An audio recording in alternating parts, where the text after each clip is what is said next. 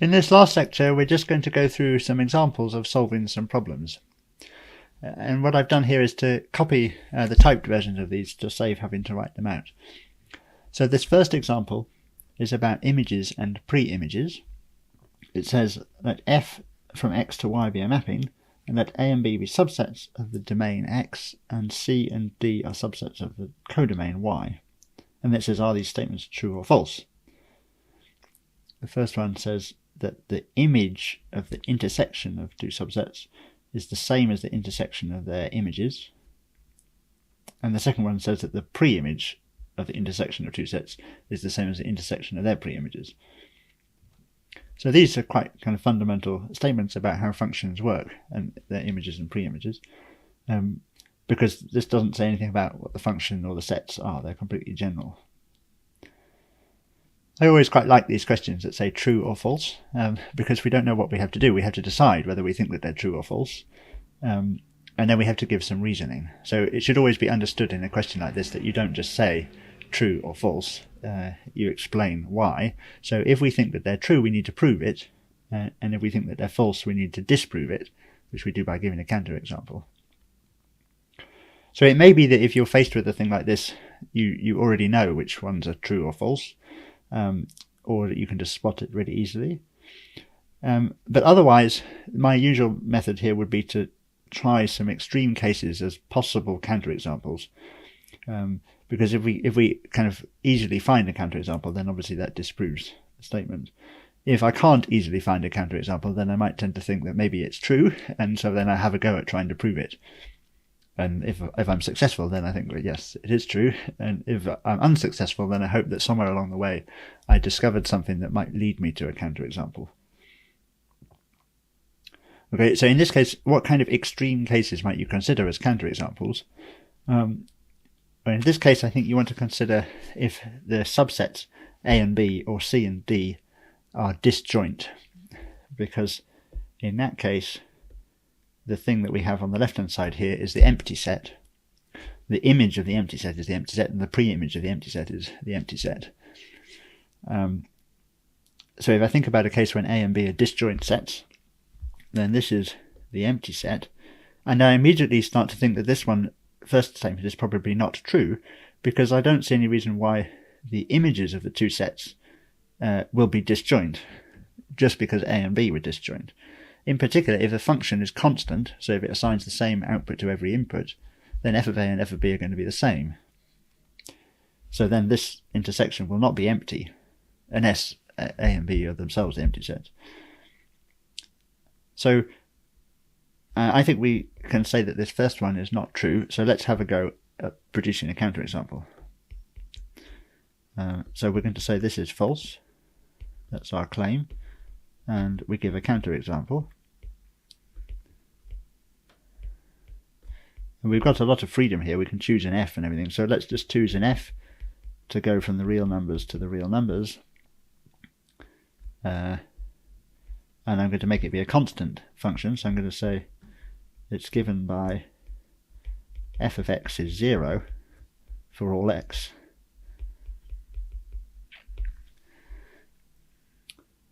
Then I'm going to take two disjoint sets. So let's take A to be, we might as well keep it simple, let's take it to be the set containing just 0. And take B to be the set containing just 1. Then what's f of A intersect B? What's the image of A intersect B? Well, that's the empty set. And the image of A intersected with the image of B, well, they're both the same, but everything gets mapped to 0, so that's just the set containing 0, which is not the empty set. So that shows that that first statement is not true. The same thinking in the second statement doesn't lead to a counterexample, because if C and D are disjoint, then this is the empty set, but if C and D are disjoint, then their pre-images are also disjoint, and therefore the right-hand side is also the empty set.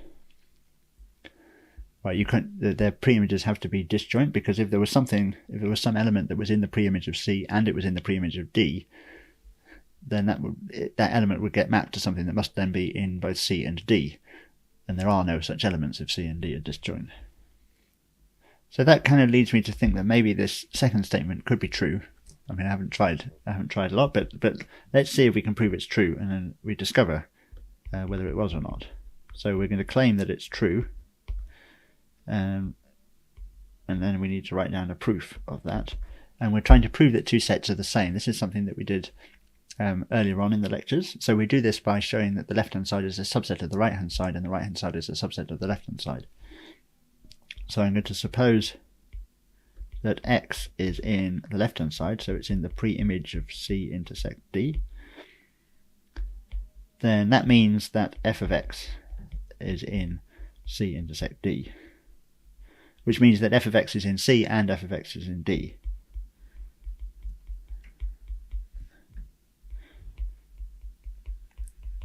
But that means that X is in the pre-image of C and X is in the pre-image of D.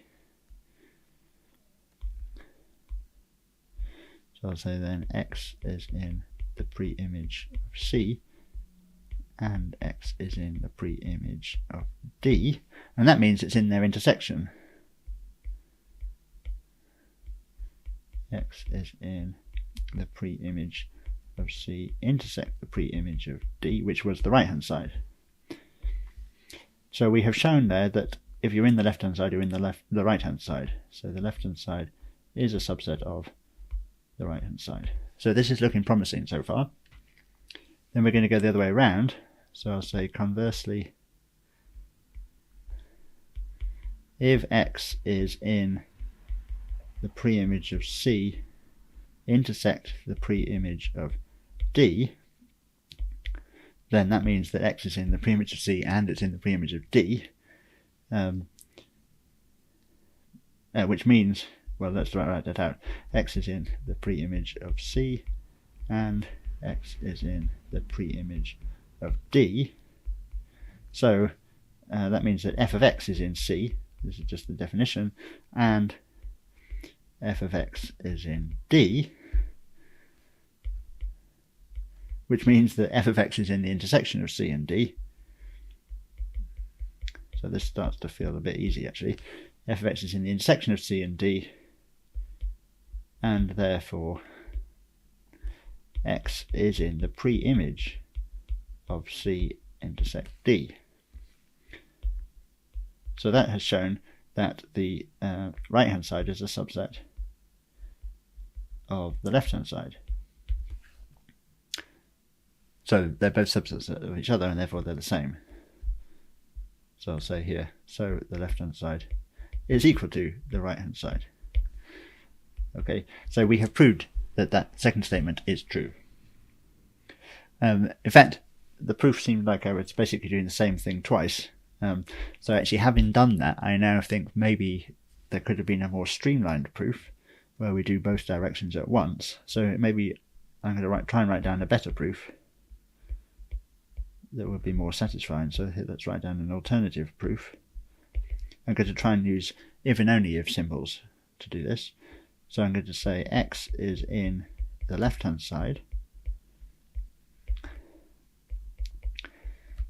That's equivalent to saying that f of X is in C intersect D. That's equivalent to saying that f of X is in C and f of X is in D. And that's equivalent to saying that X is in the pre-image of C and X is in the pre-image of D, which is equivalent to saying that X is in the intersection.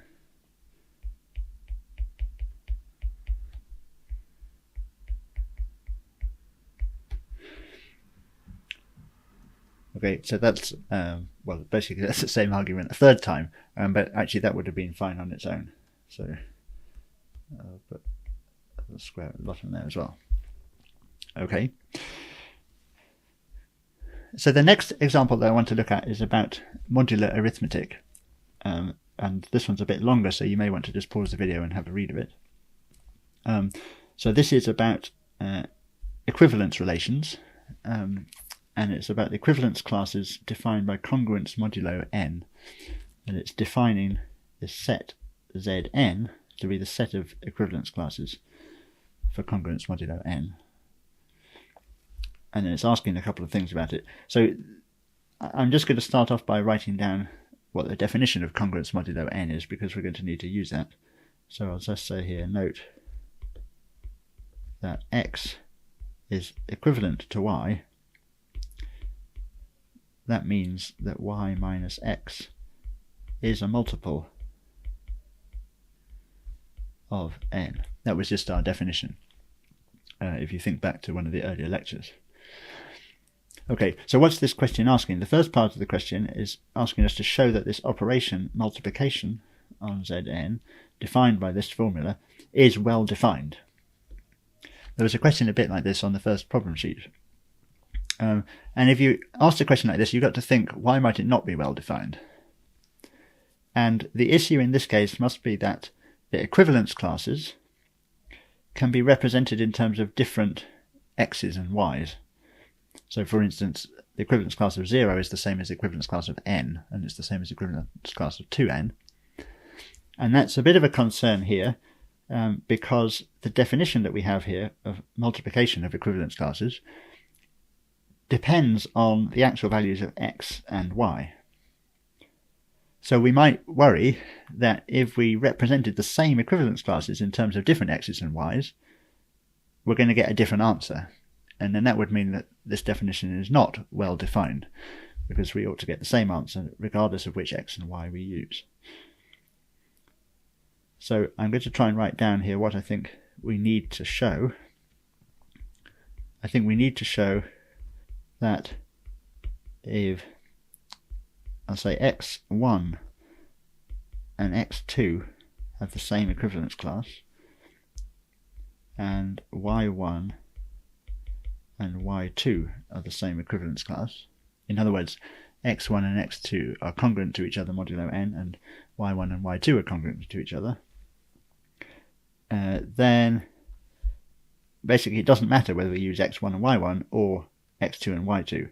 So we need to show that x1 times y1, I'm not going to bother writing the times because I don't like writing times, so we need to show that x1 times y1, the equivalence class of that, is the same as the equivalence class of x2 times y2. Right? If we can show that, then we've shown that this definition gives us the same answer regardless of how we express the equivalence classes. I'm just going to say here we omit the times symbol for brevity. I'm just going to write the numbers next to each other.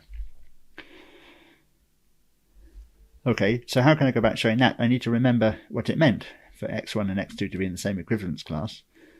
So I'm going to say, note that means that x2 minus x1 is a multiple of n. So I'm going to say, let's call it k times n. And y2 minus y1 is also a multiple n. Let's call it l times n. For some integers k and l. And then I'm going to look at x2 times y2. So x2, y2, I could write as x1 plus k times n times y1 plus l times n. And I can expand that. That's x1, y1 plus kn y1 plus ln x1 plus k ln squared. Okay, and these last three terms are all multiples of n, which is good. So I can write this as k y1 plus l x1 plus k ln, all multiplied by n. And that's good because that shows me that this x2 y2 and x1 y1 are congruent modulo n. They differ by a multiple of n. So this shows that x2 y2, the equivalence class of that is the same as the equivalence class of x1 y1, which is what I was trying to show. Right? So that means that it doesn't matter whether I use x1 or x2 in this formula here, I get the same result. And therefore, this operation, multiplication, is well defined. So I'll say hence multiplication is well defined. Okay, so then the second part of this question defines a multiplicative inverse. So y is the multiplicative inverse of x if x times y is 1, all thinking in terms of equivalence classes. And it's asking us, is there a multiplicative inverse for every element that's not 0? And what about if n is prime? So the way this question is worded really suggests that there must be a difference between the case of general n and the case when n is prime, and therefore kind of suggests that maybe there is not going to be a multiplicative inverse in the general case, but maybe there is in the case when n is prime, and that is what's going to turn out to be the case. But the way that the question is worded kind of suggests that maybe that's what's happening. There's also a hint at the bottom here, which we've not used yet, but obviously we've got to try and use that at some point, otherwise why would it be there? So we might have to think about how we could make use of that. But because the hint is talking about things being co-prime, that's probably going to be what we should use in the case when n is prime. So my guess is that there is not a multiplicative inverse for every x in the case when n is not prime. And so I want to look for a counterexample. And the simplest counterexample that we could come up with when n is not prime would be when n is 4. Right, that's the smallest value of n. So Z4 contains 4 elements, 0, 1, 2, and 3. And 1 is self-inverse, because 1 times 1 is 1. 3 is also self-inverse, because 3 times 3 is 9, but that's the same as 1 when you're talking mod 4. But 2 doesn't have an inverse. 2 times 1 is 2, 2 times 2 is 0, 2 times 3 is 2. And well, that's it. There is no other elements in Z4 that we could multiply it by. So that immediately gives us a counterexample. So on this next slide I'm going to say, so this is part 2, I'm going to say that for general n, there is not necessarily a multiplicative inverse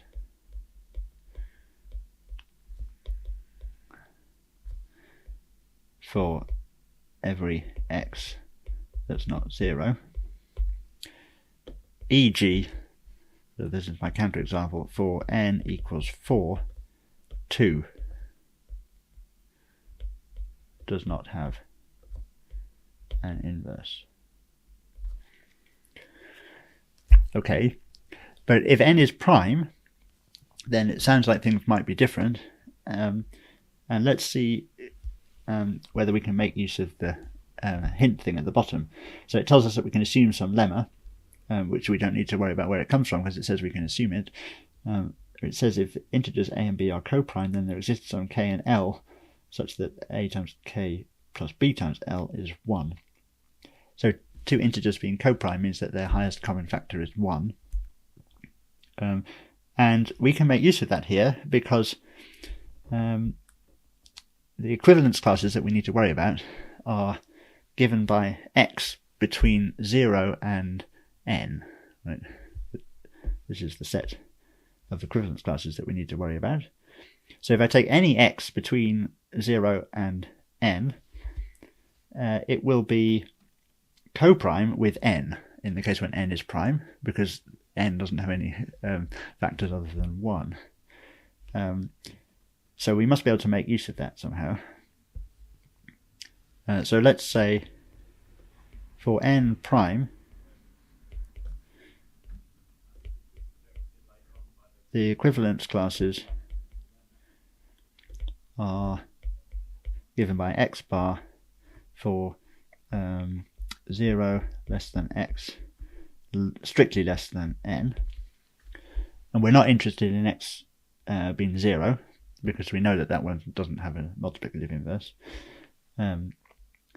So I'll say for x greater than 1, well actually let me write it as for x bigger than 1 and less than n, x and n are going to be coprime, as I just said. And that means that we can use this Bezout's lemma. So I'll say, so the lemma tells us that there exist integers k and l such that, so it said that x times k plus n times l would be equal to 1. Okay, and in fact, I mean, this is almost giving us the answer actually. So that means that x times k is congruent to 1 modulo n, because this is a multiple of n. So I'm going to say then the equivalence class of xk is the same as the equivalence class of 1. But that xk equivalence class, that was the definition of x bar times k bar. So I'm going to write this as i.e. x bar times k bar is 1 bar. So this k bar is actually the multiplicative inverse of x bar. And the lemma has told us that this k exists, and therefore the k bar exists. So k bar is the multiplicative inverse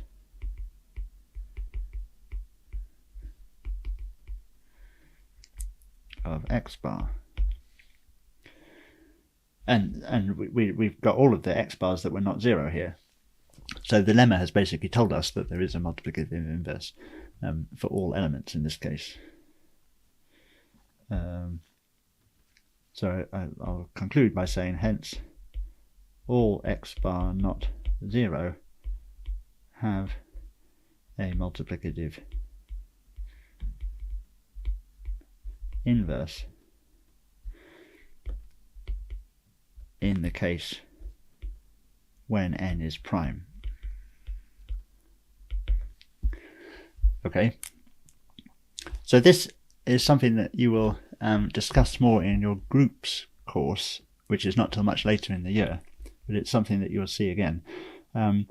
So the fact that when n is prime, all the elements have a multiplicative inverse is quite important, and together with the fact that they also have an additive inverse, means that Zn in that case is a field. It's a finite field because it contains a finite number of elements, and that means that it behaves a bit like the real numbers. You may discuss this a bit in analysis. Okay, so I'm going to take a break there and then do one more example on the next video. The last example that I'm going to look at is this one, and this is something that you will see in the analysis course in the second term. So it's about limits of a function. It says a continuous function from the real numbers to the real numbers tends to 0 as x tends to infinity. This arrow here means x tends to infinity. It's a different use of an arrow from this one. If this statement, the quite complicated looking statement involving quantifiers, holds. And then it asks us to prove or disprove whether the following functions tend to 0. So in other words, we've got to use this definition to decide whether these functions tend to 0 as x goes to infinity. Okay, now hopefully you have some intuition about what tending to 0 as x goes to infinity would mean, and therefore realize that e to the minus x does tend towards 0 as x goes to infinity, and cosine of x does not, just from thinking about their graphs. But we have to try and use this definition to prove that. You can't just say think about the graph. So let me just read through what this expression is saying. This says, for every epsilon greater than 0, there exists a big X in the real numbers, such that for all x in the real numbers, if x is bigger than the big X, then the modulus of f is less than the epsilon. Okay, it takes a time to get used to reading these kinds of statements. Another way that I could have read that, actually, which is maybe slightly easier, is for any epsilon greater than 0, there exists a big X in the real numbers, such that for all x bigger than big X, the modulus of f of x is less than epsilon. That really says the same thing. I'm going to draw a picture of this first example, actually, to help explain this. So I'm going to draw the graph of e to the minus x, which looks something like this. Okay, and it asymptotes towards the x-axis, which is it tending to 0. And so what this definition is saying is that if we take any epsilon greater than 0, it's you want to think of drawing a horizontal line at height epsilon. And this is saying that regardless of how large we make epsilon, and we're going to be particularly thinking of making epsilon really small, there will be a big X such that for all x larger than the big X, the modulus of f is less than epsilon. So it basically is saying that we can pick some big X such that if we're to the right of that, so if we're at larger x's than that, then the modulus of f will be less than this epsilon. And you can see from this graph that that's going to be the case. So with this epsilon, we could pick this value here, and if we're to the right of that, then we have modulus of f less than epsilon. F, in this case, is always positive, so you don't really need to worry about the modulus sign. If we took a smaller epsilon, and particularly you want to think of taking a really small one, so if epsilon is like 10 to the minus 10, say, right, that's down here. So then we need to go to quite a lot further out, but once we're beyond there, then f of x will be less than epsilon. Okay, so in fact those pictures are kind of convincing me that this statement will be true for this function, and we need to try and write something to show that. So here I should have labelled my axes. This was f, and we were drawing f of x. Okay, so this is the kind of argument you're going to see a lot in analysis. In fact, you'll be doing it with essentially a similar thing with sequences this term. So let me try and see if we can prove this. So we need to try and show that something is true for all epsilon. So we start off by just being given an epsilon. So I'm going to say let epsilon greater than 0 be given. And we need to show that there exists a big X that's got these properties. So I need to find big X. And you can kind of see from the argument I was just going through that I can basically work out big X in this case by just from where does the function cross the line sort of y equals epsilon.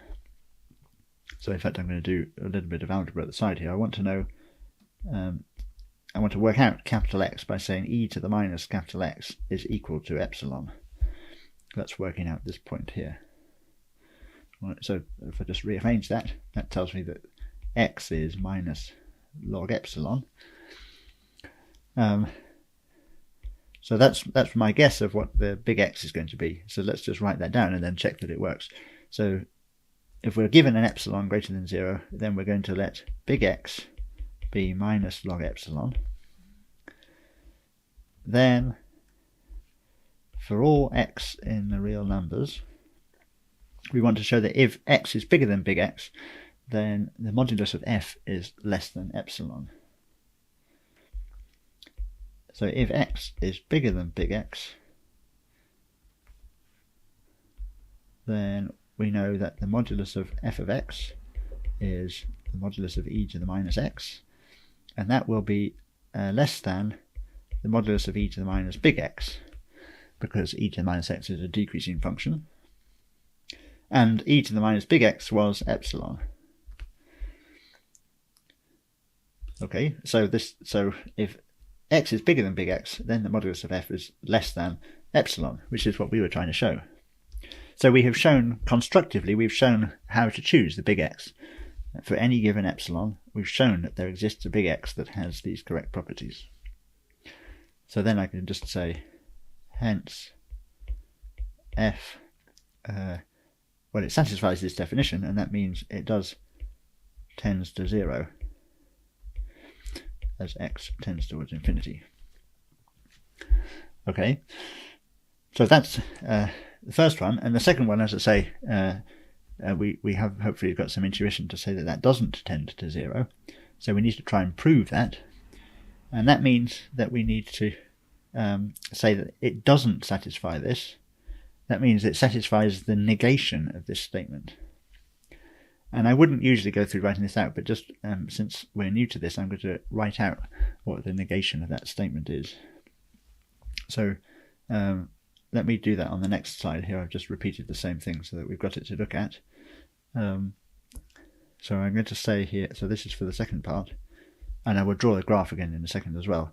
I'm going to say, note that the negation of the given definition is, okay, and I'm just going to go through this really systematically, remembering how we negate statements that involve quantifiers. So the for all epsilon turns into there exists an epsilon greater than 0, such that for all big X in the real numbers, there exists a little x in the real numbers for which this statement, which is of a form if P then Q, is not true. In other words, there's this is true and this is not true. Right? That's the negation of that statement. So here we're saying there exists a little x in the real numbers such that little x is bigger than the big X and the modulus of f of x is larger than or equal to epsilon. Okay, so if you're kind of comfortable with this, then you may just be able to write that down anyway. But if you're not, you can just go through it systematically. So I changed each of the quantifiers, changed, and then the final statement changed into its negation. So there exists an epsilon such that for all big X, there exists a little x larger than the big X that has modulus of f greater than or equal to epsilon. And this is actually kind of easier to explain with the graph again. So let's draw the graph, this time of cosine of x, which is oscillating, obviously.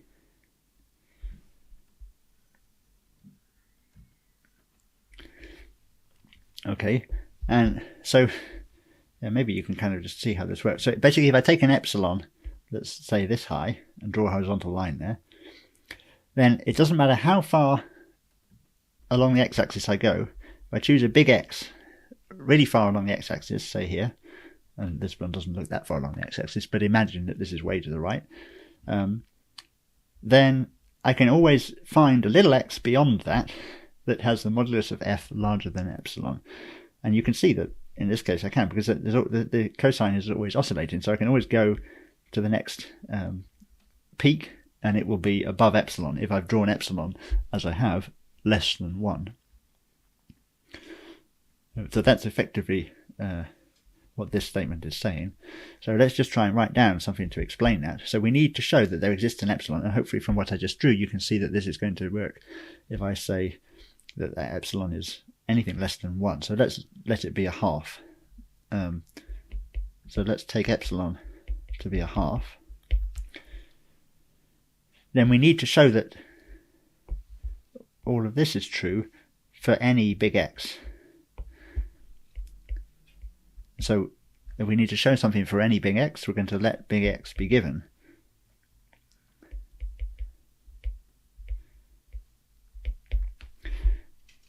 Then we need to show that there is a little x which is larger than big X and has modulus of f larger than epsilon, which is a half.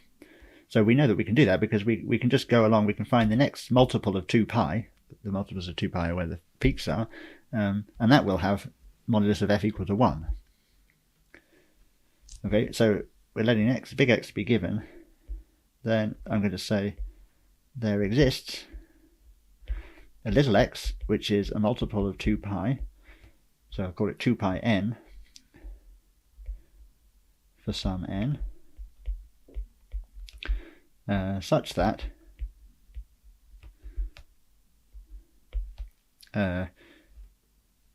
x is larger than big X, and the modulus of f of x, since it's a multiple of 2 pi, will be 1, which is definitely greater than or equal to epsilon. Okay, so that shows that this statement holds, which was the negation of this statement. So that shows that this definition does not hold, and that therefore this function does not tend to 0 as x goes to infinity. So I'll say hence f of x equals cosine of x does not tend to 0 as x tends to infinity.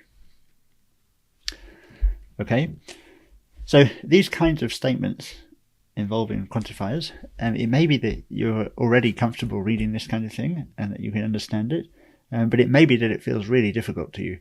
I mean, this really is like learning a new language. So if it does feel okay, then that's great. If it doesn't, don't panic. You're going to do a lot of this kind of thing in analysis, and my guess is that in a few weeks' time you'll be completely fluent at reading these kinds of things. You just have to keep practicing reading it to yourself and trying to think what exactly is it saying. And yeah, personally I find it very useful for some of these things to think about drawing graphs like this. To draw lots of lines for yourself to try and understand how this statement relates to the lines that I was drawing on this graph. Okay, so that is the end of this lecture, and it's the end of the Introduction to University Maths. So I hope that you've enjoyed it. I hope you've learnt something from it, and I hope that you enjoy the rest of University Maths.